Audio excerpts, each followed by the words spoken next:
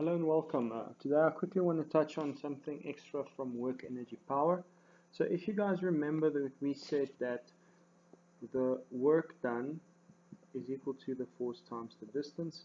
Okay, we can also calculate work done, and we know that work done is equal to the change in energy or energy transferred.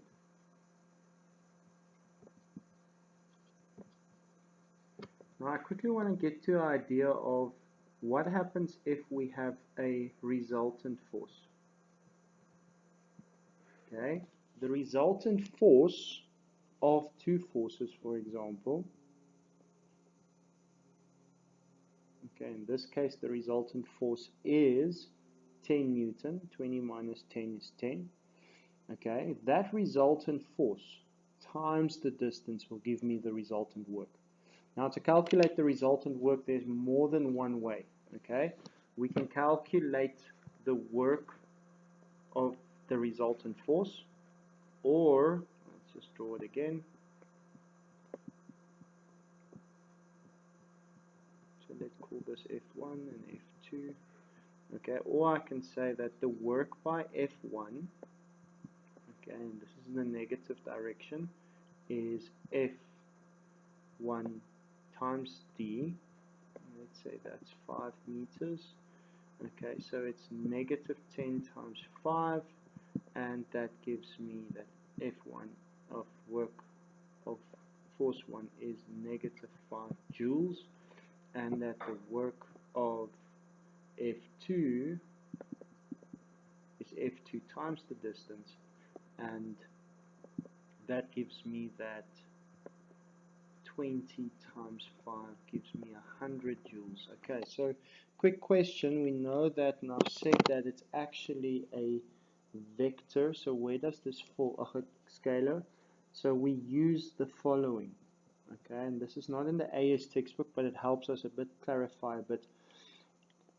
We can use the force times the distance and cos of the angle between them. Okay, so if it's 5 meters to the left, right, and we have 10 meters here, it's going to give us cos 180, and that gives us a negative value for work. And if it's cos 0, because 20 newton is in that direction, it gives me a positive value. So that just helps us with especially negative work when we're doing work in the opposite direction. And then we see that the resultant work, okay, is the work 1 plus work 2, which is negative 50 plus 100, which is 50 joules. Okay, and we could also have calculated up here, where we simply say the result between the two is 10 times 5 is 50 joules. So there are two ways to calculate the resultant work, either by calculating the work done by the resultant force, or by adding together all the work of the system. Now, if we use the cos theta angle, we'll see that cos 90, any perpendicular force, the weight or the normal force would also be 0, and we don't add that, but we add all the work together. We never subtract, but if the work is negative and we substitute it in, we're going to get the fact that they subtract from each other, because this is like friction. Friction does negative work, and the applied force does positive work. Now next, what I want to show you guys is what I call the golden equation, or the skeleton key to work energy power. We know that all work done is equal to energy transferred. Okay, so if we look at a scenario like this, we have the work by the applied force. Okay, then the friction does negative work. Okay, and I'm just going to put it here as negative already for the sake of this equation. But if we substitute the cos 180 there, we're going to get a negative value. Okay, and the energy transferred in this case, it might speed up or slow down, so it's a change in kinetic energy, but it also increases height, so there's a change in potential energy.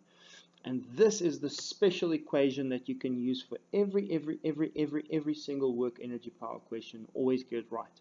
Okay, so one thing about the potential energy is that we never use or calculate the work done by gravity, especially to change the height, because the work done by gravity is the potential energy. And if you remember, mgh is the potential energy, but the work done by gravity, because gravity is a force times distance, gravity is the weight and the distance is the height, and you still end up with mgh. Now this force would just be that component, but eventually it's the same thing.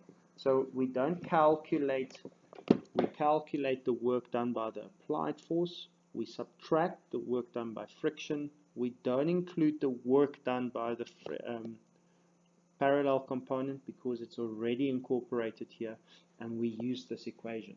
So this is your special equation that you will use exactly as is. Okay, remember, change in kinetic energy would be half mv final squared minus initial squared. Don't take the square out, because v final squared minus v initial squared is not the same as v final minus v initial squared. So you have to do that. So half change in kinetic energy is half m v final squared minus v initial, and then we'll do the same for potential energy, which is half the mass mgh. So change in potential is mg delta h, which is the final height minus the initial height, and this might be positive or negative depending if it's going up or down.